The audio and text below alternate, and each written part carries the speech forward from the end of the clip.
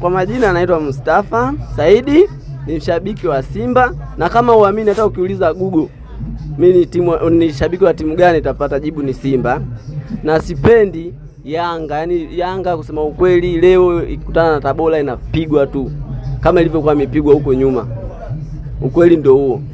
Ukitaka usitaki, amini ninachokuambia mimi. Hivyo tu. Unaambiwa adui yako kwanza muombe njaa. Cha kwanza nimesema hivyo kutokana na Yanga yenyewe sasa hivi haipo sawa.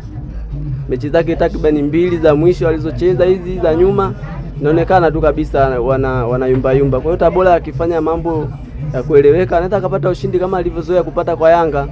Hilo jambo linajulikana kwa wote. Hakuna kigeni hapo Niwaambie nini? Wasikitike tu kabla mechi ijaanza. Kama una jilo lako kanywe soda ulale. Matokeo unapigwa tu. Basi. Hakuna chengine.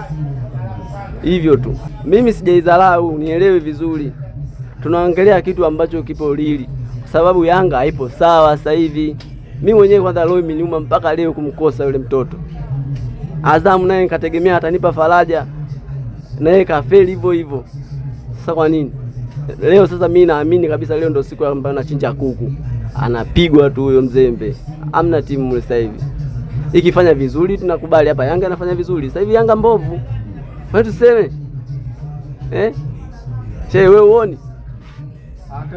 Atoboi. Labda sikio. Pakome atatoboa sikio na wachezaji wenzake. Hapo sawa atatoboa, lakini kutoboa kushinda iko kitu hakuna tukajaze uwanja.